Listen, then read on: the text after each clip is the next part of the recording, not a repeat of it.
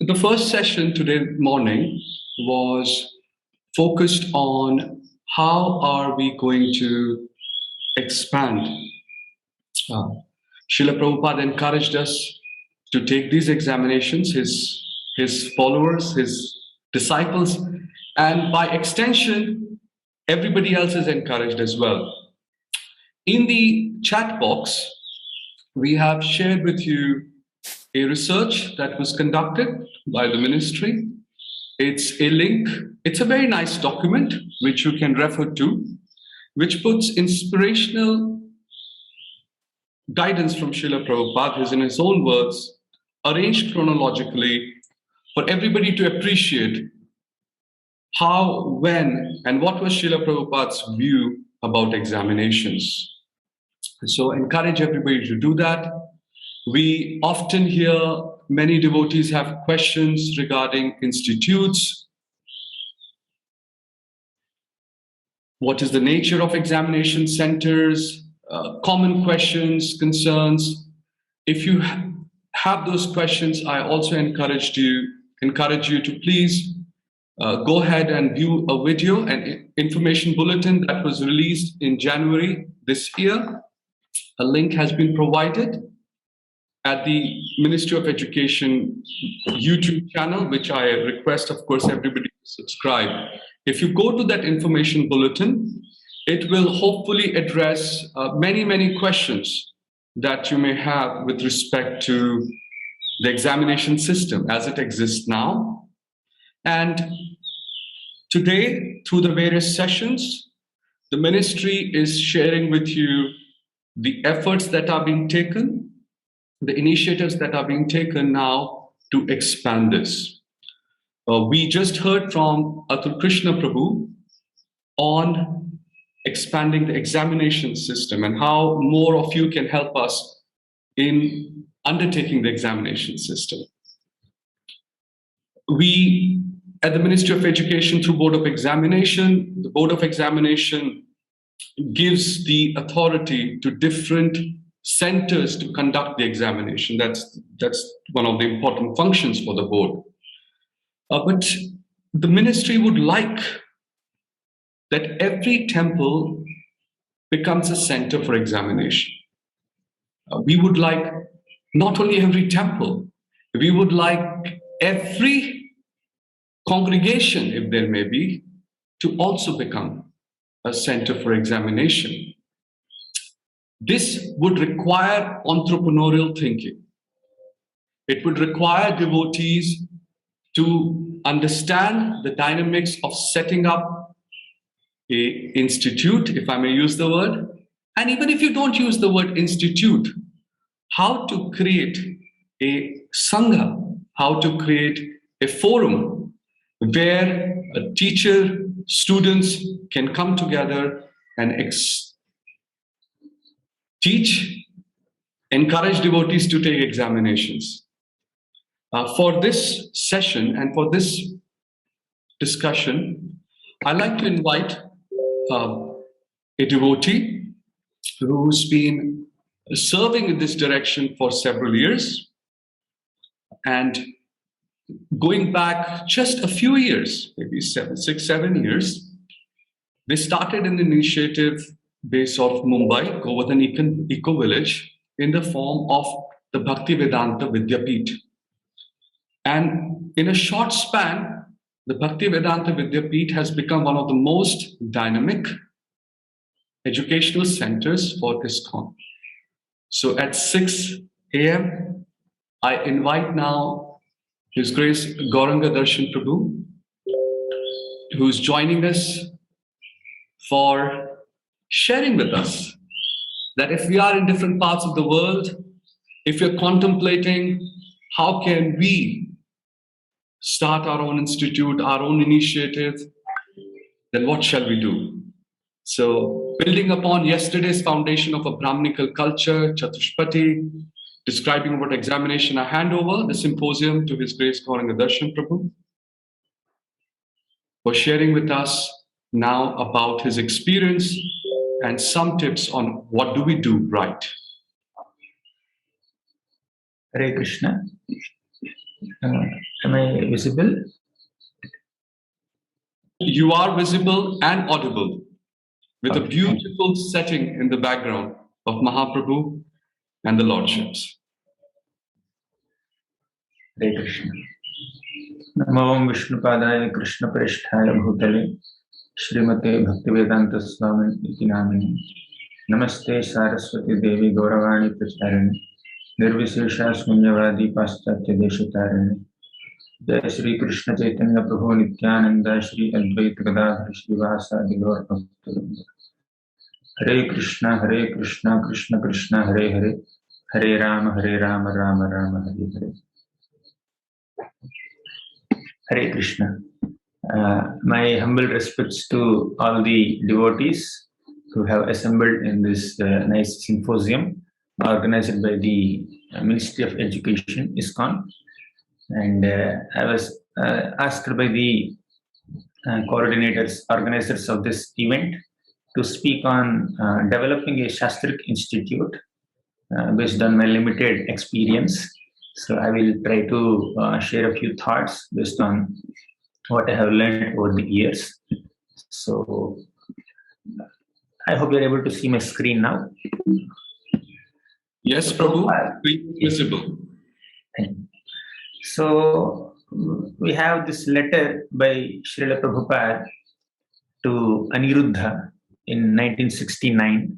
So it was in Prabhupada's plan that he said we can start a theological school also along with a boys' primary school, and our theological school will regularly teach our published books like Bhagavad Gita, Srimad Bhagavatam, and other books. And we wish to hold examinations and award titles such as Bhakti Shastri, Bhakti Vaibhav, and Bhakti Vedanta.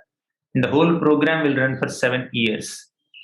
So Prabhupada had envisioned and planned and desired to start an educational institute or a facility where devotees could gather together and study our own scriptures that Prabhupada has given us, a great treasure. And he also further writes in the letter, it's a long letter.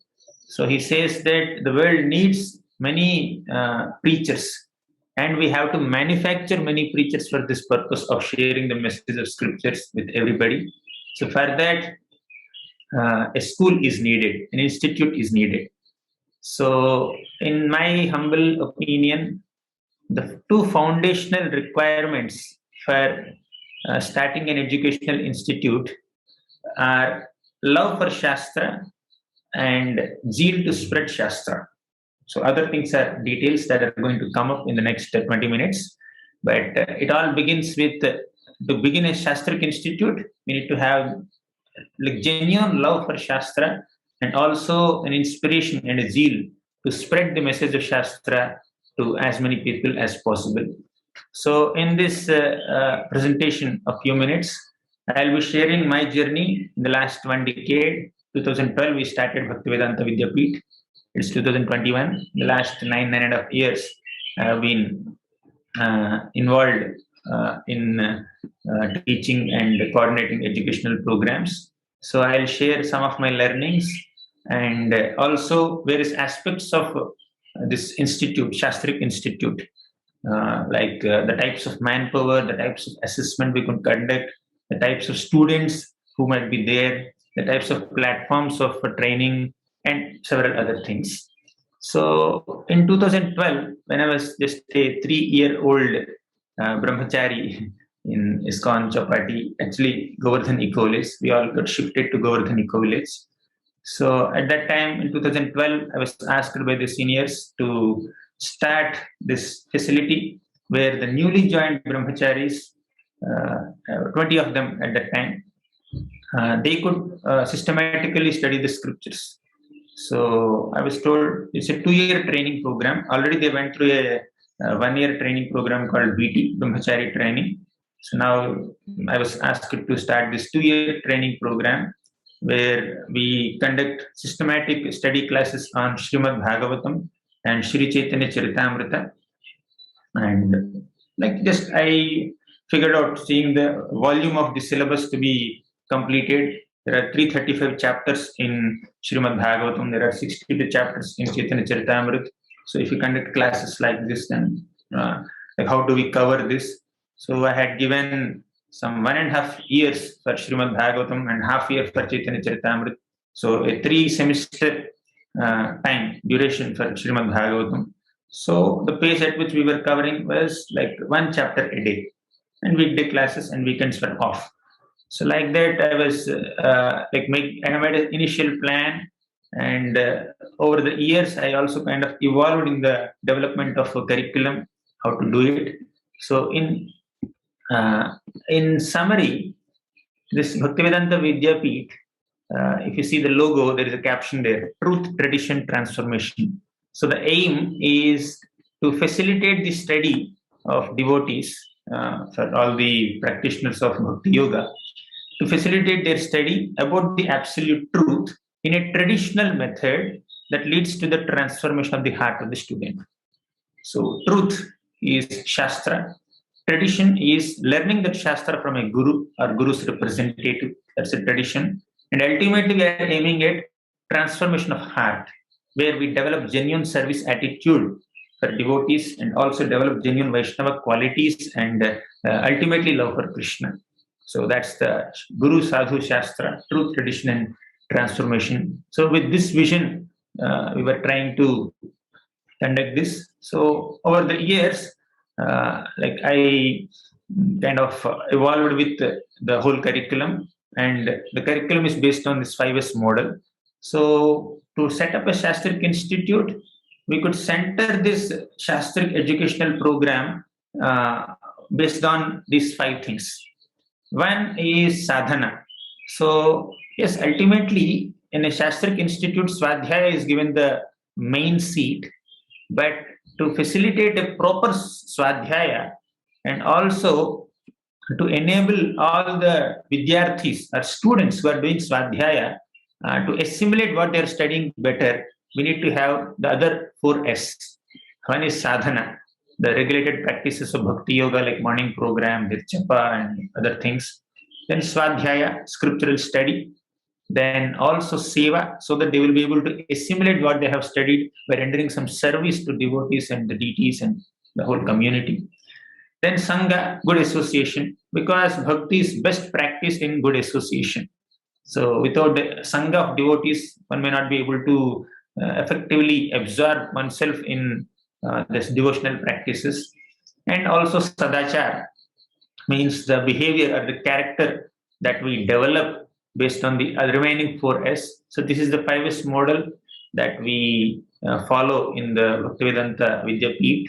So there is overlap between all these S's as sadhana, swadhyaya. So swadhyaya also is a part of sadhana, but just to identify them in this way, we have put this in 5S model.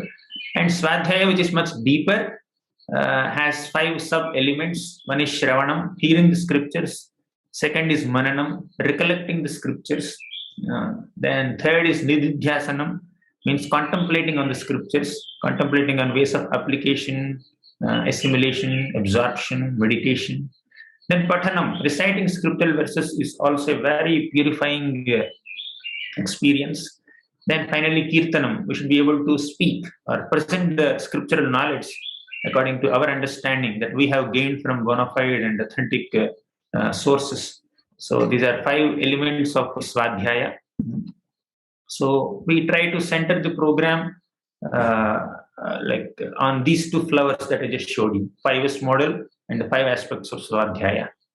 So the 2 aspects of an institute are, like, you can have multiple aspects, but I would say that just like somebody has a gross body and a subtle body. So for an institute also, there's a gross thing that is visible, which is infrastructure and manpower. But behind that gross body, which is visible, there should be inspiration and also an ability for innovation. So that's the subtle body there. So, or it's like the software and hardware. Software may not be visible, but without that software, the system cannot run. And similarly, hardware, which is visible directly. So Now we need funds, we need facilities, but along with that, we need to have patience and passion. So passions, passion is not sufficient. We should be patient also. And patience does not mean we just wait for a long time. We should also exhibit the passion. So that internally we should have that mood also to develop the Shastric Institute and conduct educational programs. So I would say, apart from the manpower and infrastructure, we should also have the necessary inspiration and commitment to the whole process of Shastric training.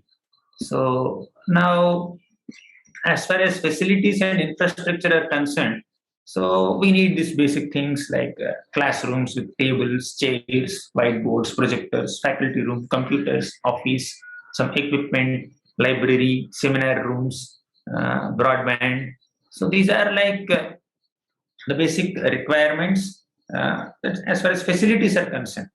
But with all the facilities, what we are going to do, that's more important. So when I was asked to start this Bhaktivedanta Vidyapeeth 2012, so the group of 20 students just joined, and they are all brahmachari trainees. They just joined the ashram, and their facility, their accommodation is ashram only.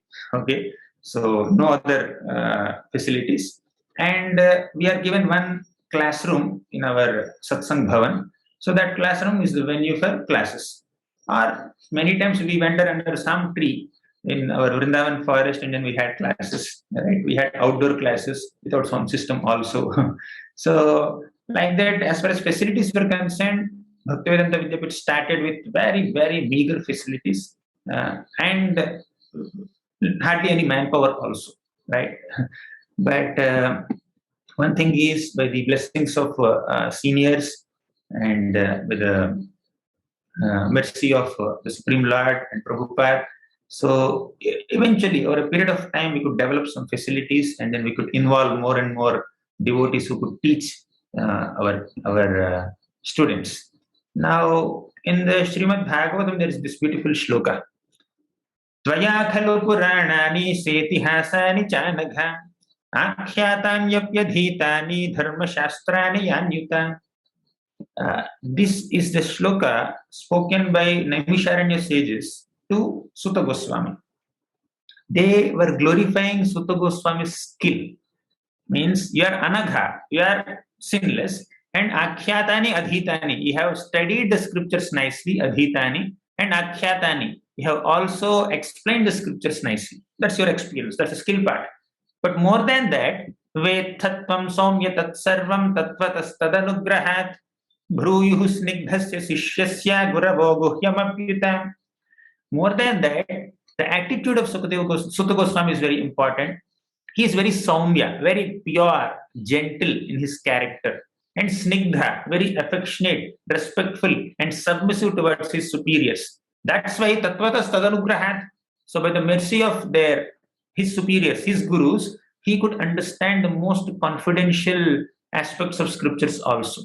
So in a Shastric Institute, our aim is not only to make the devotees or students become familiar with the content of Shastra, we should also make them equipped with the necessary attitude and consciousness and mood to study Shastra and to speak Shastra.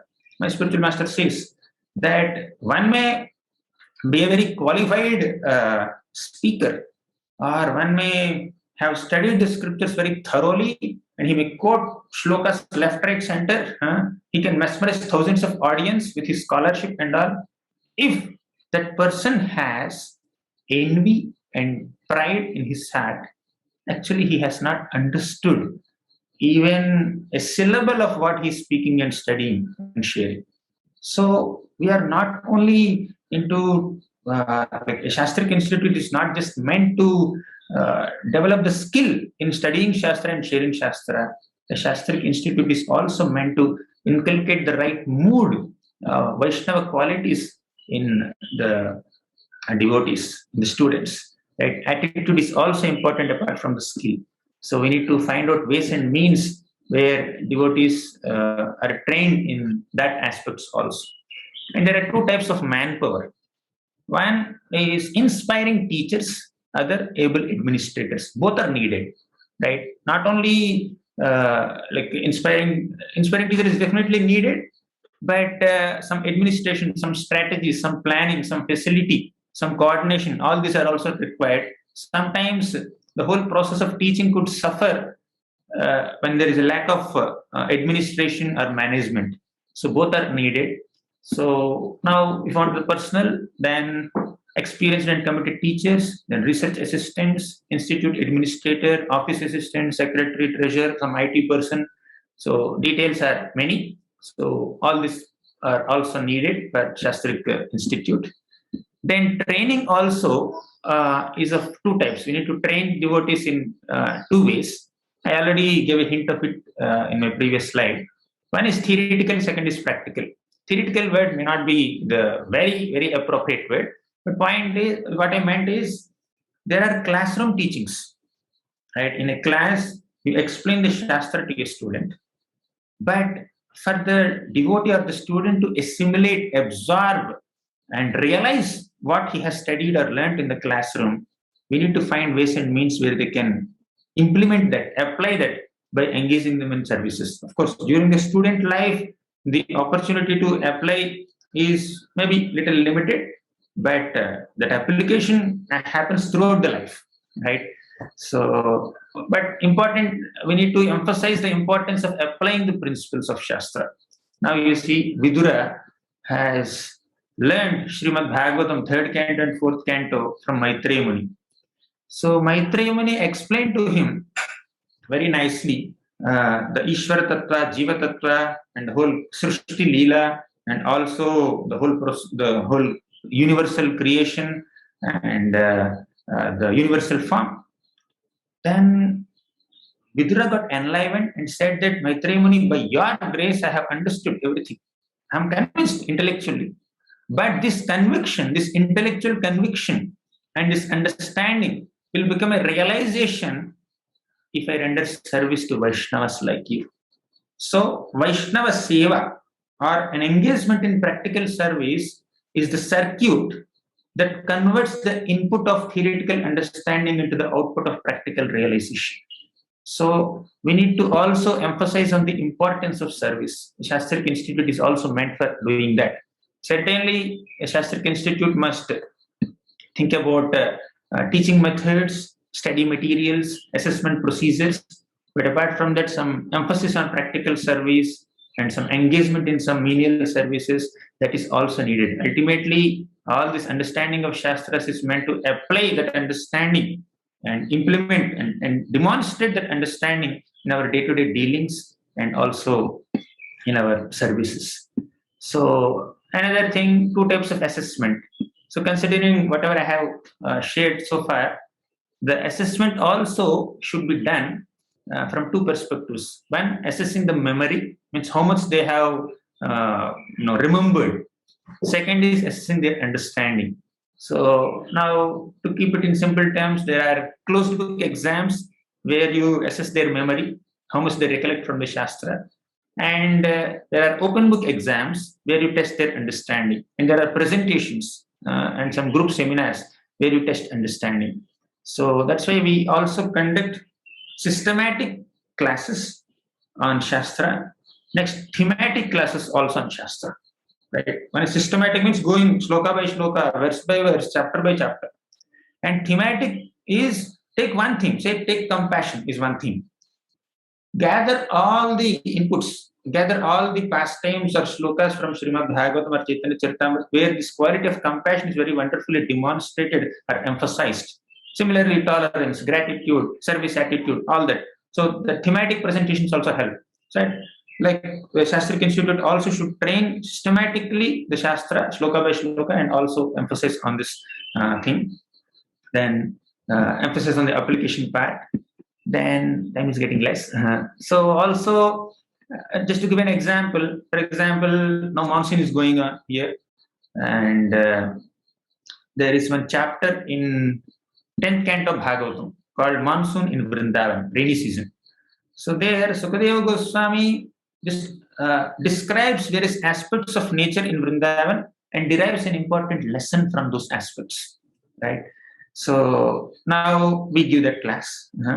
And I ask the students that after the chapter is over, now you go out with your umbrellas into the rain or replica of Vrindavan, and then you observe the various aspects of monsoon and then try to derive some important lessons in line with the parampara.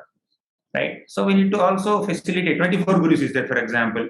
So we explain what are the lessons that we learn from 24 Gurus in the 11th canto, and also identify your Guru, 24 Gurus like that, and then get some lessons by your own reflection and contemplation. So not only just memorization, but also reflection, contemplation, introspection, and thinking of practical ways of application that is also needed. And two forms or two platforms for teaching are, one is residential and second is online. So earlier for 9 years we conducted residential courses. Now also we are conducting residential courses.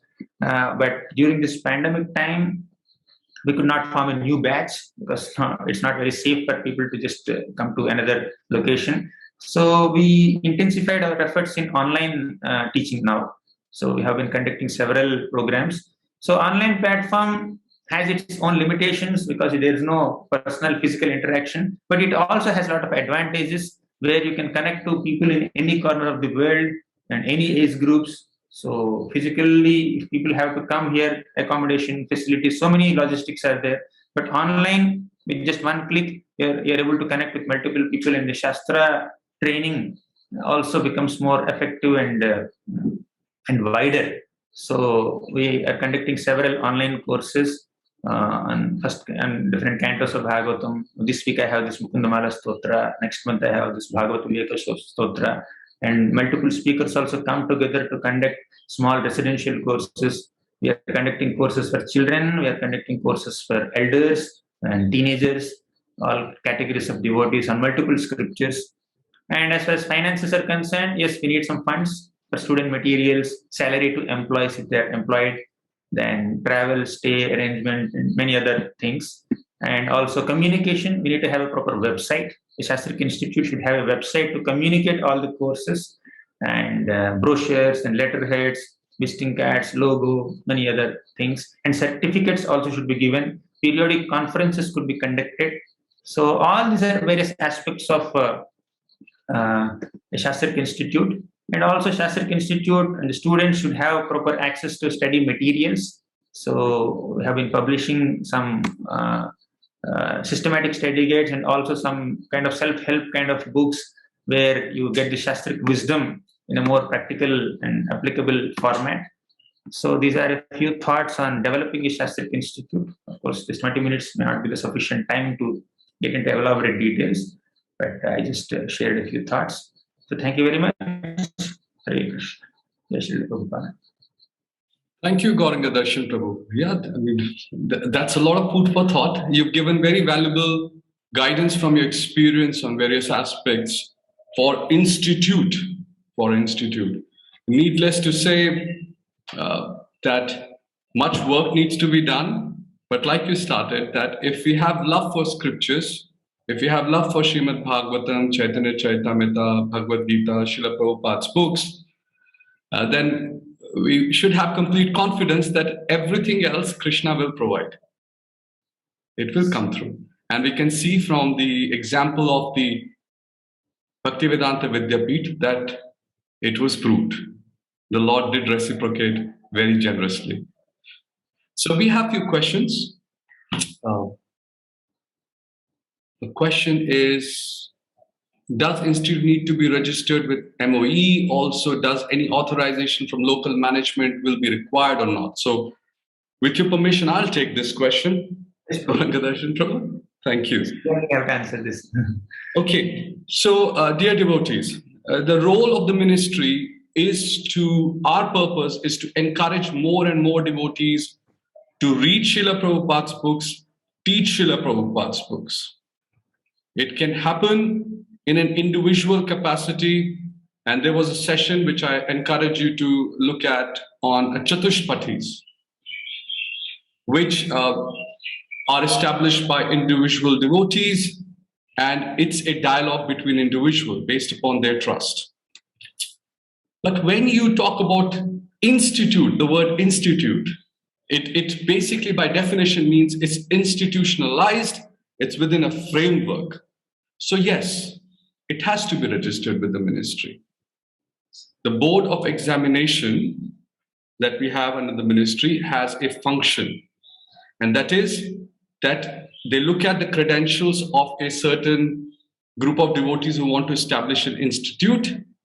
It's a very simple form. You can write to our office. If you like to establish one, we actually encourage everybody to establish. If you're inspired by institute, please do so. It's a very simple form. Again, Ramacharya Prabhu, please, you can see the video that I've shared, our team has shared on the YouTube, which describes how this can be done. And it does require, institute does require local management consent. And we will facilitate that consent. If you look at my talk on that discussion on YouTube, on our information bulletin, the ministry will help you out in getting that consent if you're facing any untoward difficulties, if I may use that word. So, Hare Krishna. So, any other questions from devotees?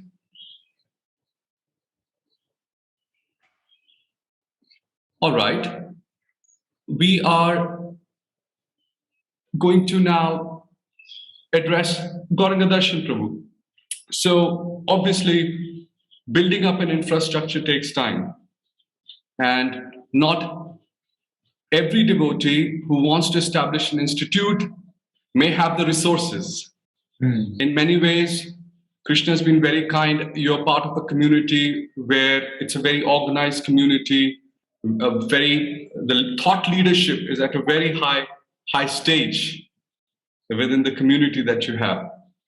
What would your response be to those devotees who may not have the access to funds, devotees, etc.? How do you inspire them? So I have one, I'll just keep the answer short. Basically, all these institutes or educational programs are meant to facilitate our absorption in Krishna Katha. In Bhagavad Gita, Krishna says, Macchitta Madgata Prana Bodhayantaha Parasparam Kathayantasya Mam Nityam Tushyanti Charavanti Cha. Means devotees are meant to come together and enlighten each other, teach each other. Bodhayantaha Parasparam. Right? We are making it very formal and official and more systematic and streamlined by an institute. And Bhagavatam also says the same thing. Parasparanukathanam pavanam bhagavad yashah mithoratihi mitha tushtir nivrittir mitha atmanah. Paraspara anukathanam. Devotees also discuss Krishna's glories, which are very purifying. Pavanam bhagavad yashah, when they come together. So let's begin with discussing Krishna Katha and sharing Shastra with our friends, with our devotees. So then slowly let's expand that influence and let's also try to inspire other devotees also to share like that. So now when a culture of discussing Krishna Katha and sharing Krishna Katha is inculcated in a Vaishnava community, then this systematic study institutes will evolve. Everybody will need that. Everybody will feel the need to nicely start an institute. But as far as facilities are concerned, they may not be there. But with whatever facilities we have, it doesn't need any facility to go and share Krishna Katha with another devotee. It takes 5 minutes, 10 minutes, whatever you are studying, you can share. So we can begin like that. Actually, Vidyapit also began like that only. But the devotees came, they just joined Brahmacharya. I was asking. We were sitting under trees also and doing it. Till now, we don't have an office space. Right, official office space allocated, right, room where we are sitting with our table and all. So it will take some time to get funds and other facilities, but we can start sharing Krishna Katha. Actually, in the third canto of Srimad Bhagavatam, there is a beautiful statement. This scriptural knowledge is preserved by propagating it. Preservation is not just keeping the Bhagavatam in a very nice case and in a nice shelf, which is very secure, you can lock it. That's preservation in one sense, physical sense. But preservation of scriptural knowledge happens by propagating their spiritual knowledge. So that propagation begins with an individual. An individual can share, can propagate that spiritual inspiration and knowledge by sharing with another devotee, and that another devotee will go there, will share with few other people. So like that, we can just that inspiration will just Thank you is so viral. much. On that inspiration, I think a key message for those who may feel sometimes discouraged or in a difficult situation is very clearly whether that the main purpose of studying scripture is self-transformation. If we are able to get the joy, which was the first message today in this talk, the love for scriptures, the zeal for scriptures, and if we're able to see our own self-transformation happening, love for Krishna increasing, then in many ways, like Prabhupada mentioned once, you can sit even in an empty room and read Bhagavad Gita, and it will, everything else, what Krishna wants to follow will follow. On that note, I must thank Gauranga Darshan Prabhu on behalf of everybody who's present. It was very inspiring conversation and the valuable lessons that you shared from your experience. Thank you, Prabhu, for joining.